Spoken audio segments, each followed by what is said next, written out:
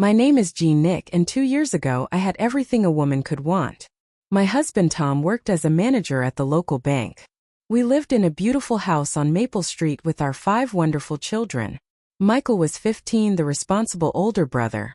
The twins Alex and Sam were 13 and always getting into trouble together. Emma was 11, my little artist who painted pictures of flowers. Baby Luke was only 8, still believing in magic and fairy tales. We were planning our summer vacation to California. The kids had been saving their allowance money for months, excited about visiting Disneyland. Tom had taken time off work, something he rarely did. I packed our bags with such care, making sure everyone had their favorite clothes and toys. Emma brought her art supplies, and Luke packed his collection of toy cars. Looking back now, I realize that happiness can disappear in a single moment. We had no idea that this vacation would change everything forever. If you like our revenge stories, please subscribe for more. We drop powerful news stories every week, filled with truth, emotion, and justice. Don't miss the next one. And remember, some stories hurt, but they heal too. Subscribe now and join the journey. The morning of our trip, everyone was so excited. Michael helped me load the car while Tom checked the tires and filled up with gas. The twins argued about who got to sit by the window, and Emma drew pictures of what she thought Mickey Mouse would look like in real life. Luke kept asking if we were there yet before we even left the driveway. Tom smiled at me across the car roof as we finished packing. "Ready for the best vacation ever?" he asked. I nodded, feeling so grateful for my family. The sun was shining, and the weather forecast promised clear skies for the entire drive. We took pictures before leaving, all 7 of us crowded together on the front porch. I insisted on one more photo, something in my heart telling me to capture this moment. The children groaned, but they smiled anyway. Tom wrapped his arms around all of us. "The Nick family adventure begins," he announced, and we all cheered. We were 3 hours into our drive when it happened. A truck driver fell asleep at the wheel and crossed into our lane on Highway 15. I remember seeing the massive vehicle coming toward us, and Tom yanking the steering wheel hard to the right. The world turned upside down as our car rolled off the road and down a steep embankment. When I woke up in the hospital, Tom was sitting beside my bed with bandages covering half his face. The look in his eyes told me everything before he even spoke. One by one, he said their names. Michael, Alex, Sam, Emma, Luke. All gone. The doctors said they died instantly, that they didn't suffer. They thought this would comfort me, but nothing could. My entire world had been in that car. 5 beautiful souls who would never grow up, never graduate, never have families of their own. Tom and I survived with broken bones and scars that would heal. But some wounds never do. If you like our revenge stories, please subscribe for more. We drop powerful news stories every week, filled with truth, emotion, and justice. Don't miss the next one. And remember, some stories hurt, but they heal too. Subscribe now, and join the journey. The funeral was the hardest day of my life. 5 small coffins lined up in the church where we had celebrated so many happy occasions. The whole town came to pay their respects. People brought flowers and food, offering words that felt empty against the weight of my grief. Tom's mother, Helena, stood beside us in her black dress, dabbing her eyes with a tissue. She had always been cold toward me, but losing her grandchildren seemed to break something in her too. My own parents had died years earlier, so the Nick family was all I had left. The pastor spoke about God's plan, and how the children were in a better place now. I wanted to scream that the better place was here, with me, in our house on Maple Street. I wanted to tell everyone to stop talking about God's plan, because no plan should include taking children from their mother. After the service, people filled our house, eating casseroles and sharing memories. But I just sat in my room, staring at pictures of my babies. Returning to our house after the funeral felt impossible. Everywhere I looked, I saw reminders of my children. Michael's basketball shoes by the front door. The twins' matching backpacks hanging on hooks. Emma's latest artwork stuck to the refrigerator with colorful magnets. Luke's toy cars scattered across the living room floor. Tom tried to be supportive, but he handled grief differently than I did. He wanted to pack everything away and move forward. "We need to heal," he kept saying. But I wasn't ready to put my children's belongings in boxes like they had never existed. I spent most days in their rooms, lying on their beds and breathing in their scent from the pillows. I read their favorite books and looked through their school papers. Tom worried about me, but I didn't care. This was all I had left of them. Helena visited often, bringing soup I wouldn't eat and advice I didn't want. She kept suggesting we donate the children's clothes and toys to charity. Months passed and Tom grew more distant. He returned to work at the bank, throwing himself into long hours and weekend projects. He said keeping busy helped him cope, but it felt like he was abandoning me too. When he came home, we sat in silence, both drowning in our own pain. I couldn't bring myself to leave the house most days. Simple tasks like grocery shopping or doing laundry felt impossible.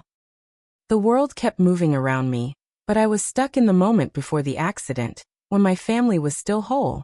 Tom suggested grief counseling, but I refused to go. How could a stranger understand what I was feeling? How could anyone help me when nothing would bring my children back? Our friends stopped calling after a while.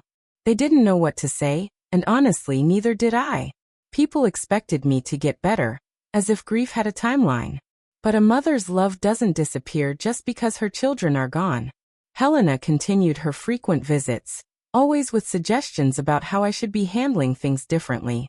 2 years after the accident, Helena decided she had waited long enough for me to snap out of it. She came to our house on a Tuesday morning, letting herself in with the spare key Tom had given her. I was in Luke's room, reading one of his picture books. "This has to stop, Jean," she announced from the doorway. "You're destroying yourself and my son. Look at this house. Look at yourself. You're living like a crazy person." I stood up slowly, clutching Luke's favorite teddy bear. "I'm grieving my children." "It's been 2 years," she said harshly. 2 years of you wallowing in self-pity, while Tom suffers alone. You're being selfish." The word selfish hit me like a slap. Selfish for missing my babies? Selfish for not being able to pretend everything was fine? "Those children are gone," Helena continued. "Nothing will bring them back. But you still have a husband who needs you, and you're failing him completely." I wanted to argue, but deep down, I knew Tom was pulling away from me. Helena wasn't finished with her speech. She walked around Luke's room, shaking her head at the unchanged space. "Tom needs a partner, not a ghost haunting this house. You need professional help, or you need to leave." "Leave?" I whispered. "This house, this marriage, everything. You're poison right now, Jean. You're dragging everyone down with your refusal to move on." Her words were cruel, but they scared me too. Was I really hurting Tom by grieving? Was I supposed to just forget our children and pretend to be happy? "I'm not asking you to forget them," Helena said, as if reading my thoughts. "I'm asking you to remember that you have a life to live. Those children wouldn't want to see you like this." That night, I tried talking to Tom about his mother's visit, but he was tired from work and distracted by emails on his phone. "Maybe she has a point," he said without really listening. "Maybe we both need to try harder to move forward." I felt more alone than ever. 3 months later, Helena returned with a different kind of announcement. She stood in our living room with a folder full of papers, her face set in hard lines. "I own this house," she said simply. "I've been paying the mortgage since Tom lost his job last month." "He didn't tell you, did he?" I stared at her in shock. Tom had been leaving every morning like usual. I had no idea he wasn't working anymore. He was fired for missing too much work. Apparently, he's been struggling with depression, though he won't admit it. "But I can't keep supporting both of you while you waste away in this shrine to the past." She handed me an eviction notice. "You have 30 days to find somewhere else to live. This house needs to be sold to pay off the debts Tom has accumulated." "Where is Tom?" I managed to ask. "At the unemployment office, trying to salvage what's left of his career. He doesn't know I'm doing this, but someone has to make the hard decisions." I looked at the papers in my hands, not believing this was happening. Tom came home that evening to find me packing. He saw the eviction notice on the kitchen table and his face went pale. "Mom did this?" he asked, but he didn't sound surprised. "You lost your job," I said. It wasn't a question.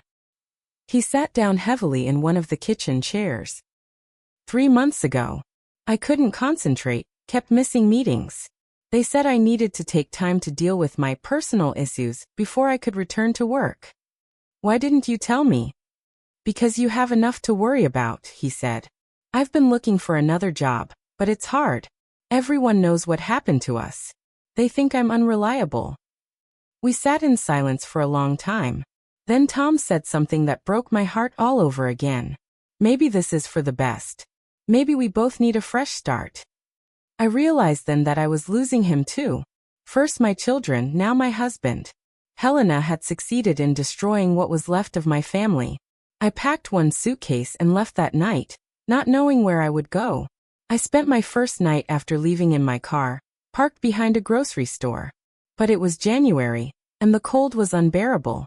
The next day, I swallowed my pride and went to the women's shelter downtown. The social worker, Ms. Patterson, was kind but practical. She gave me a small room with a single bed, and helped me apply for government assistance. The other women in the shelter had their own stories of loss and betrayal. For the first time in months, I was surrounded by people who understood what it felt like to lose everything. I got a job cleaning offices at night. The work was hard, but it kept me busy and gave me just enough money to save for my own apartment. During the day, I slept and tried not to think about Tom or the life we used to have. But late at night, when the shelter was quiet, I would lie awake planning. Helena thought she had won by throwing me out. Tom thought he could just let her do it without consequences. They had no idea what they had awakened in me. 6 months after leaving the house, I decided to drive by and see if it had been sold. I wasn't prepared for what I found. There were wedding decorations in the front yard. White flowers and ribbons covered the porch where my children used to play. Through the window, I could see people in fancy clothes celebrating inside my house. I parked across the street and watched in disbelief as Tom came outside in a black tuxedo. Behind him was a woman in a white dress. She was young, probably in her 20s, with long blonde hair and a bright smile. She looked nothing like me. They posed for pictures on the front steps while a photographer captured their joy.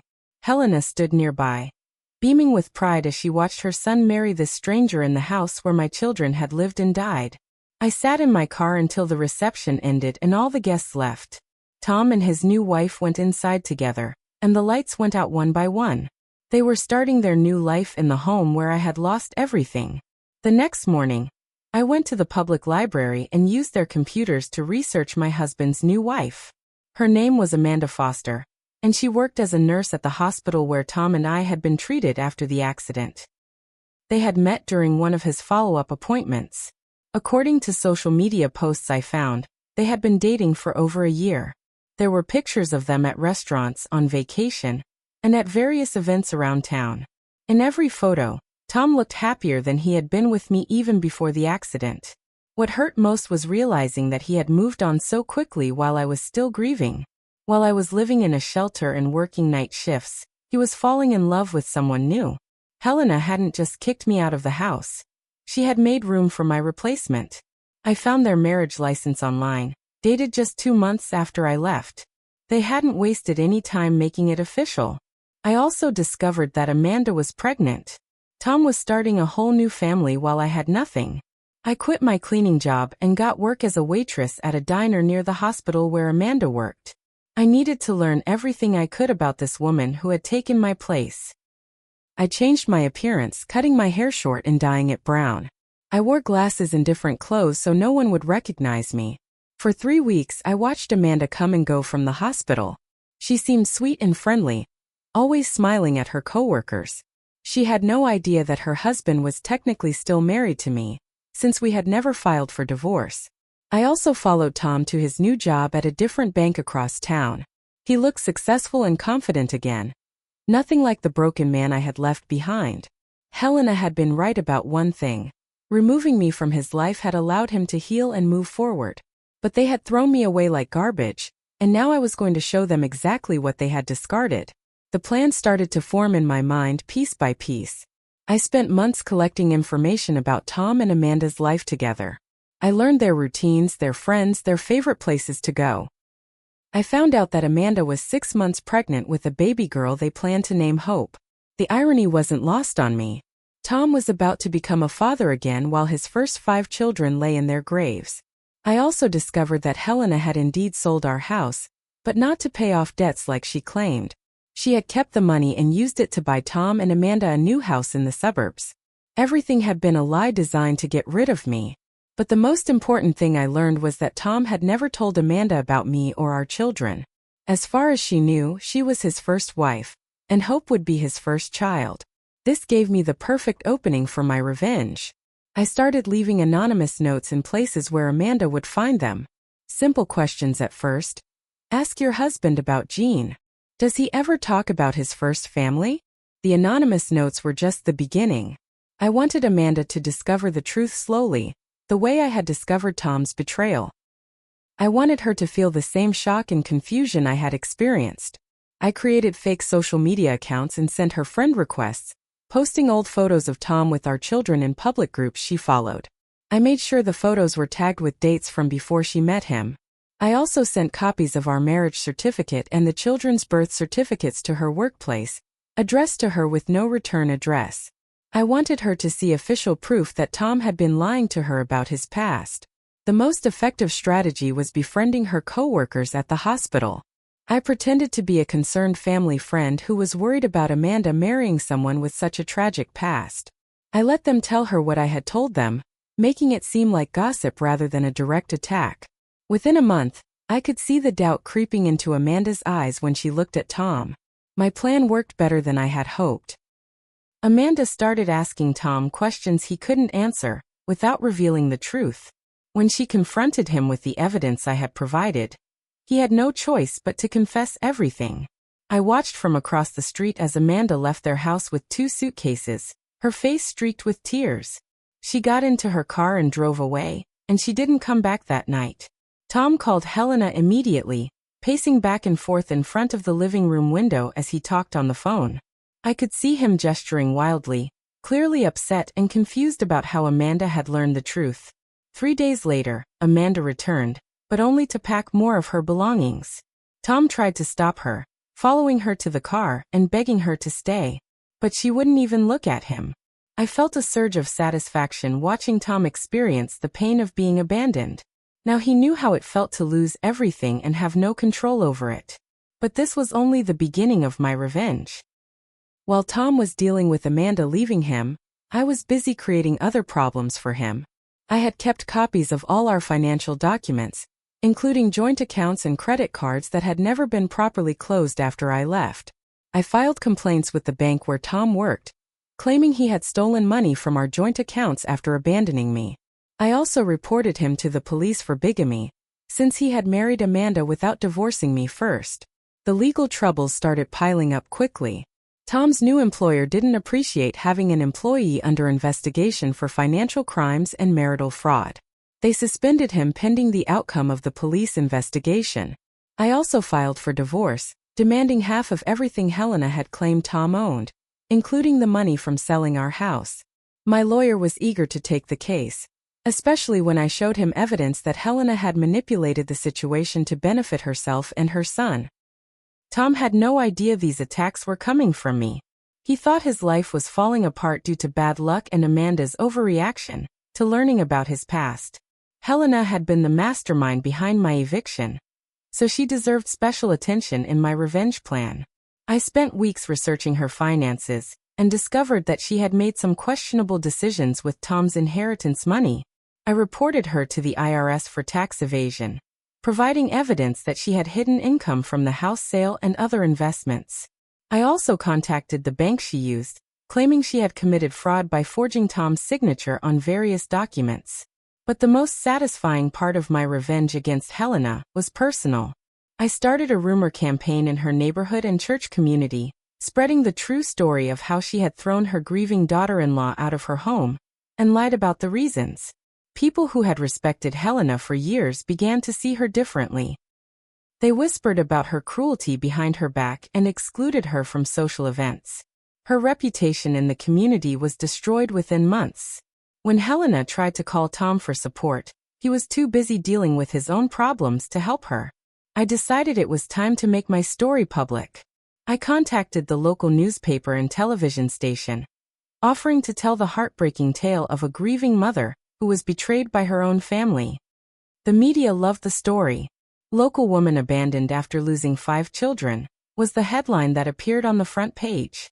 The article included photos of my children and details about how Tom and Helena had treated me after the accident. Public opinion turned against Tom and Helena immediately.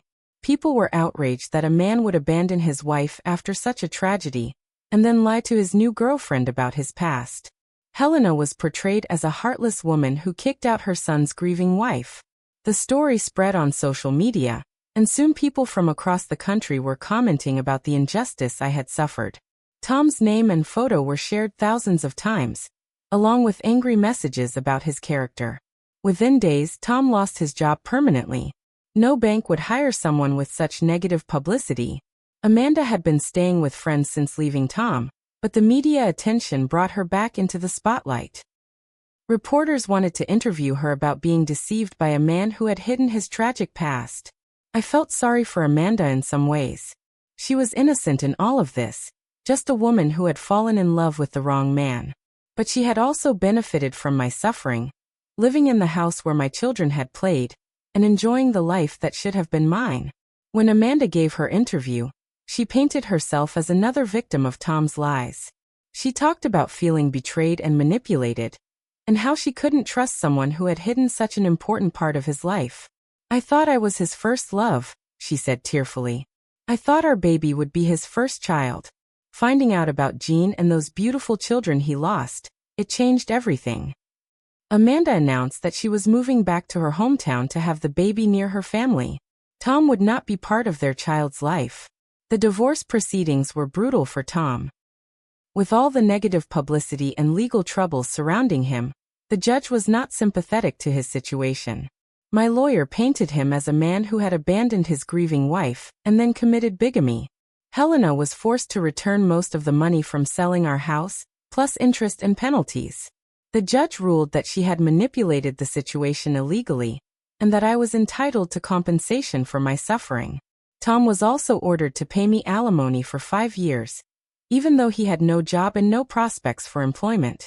He would have to sell the house he shared with Amanda to pay what he owed me. In the end, I walked away with enough money to buy my own house and start over. Tom was left with nothing but debt and a ruined reputation. The irony was perfect. They had thrown me away thinking I was worthless, but I had proven to be the most expensive mistake of their lives.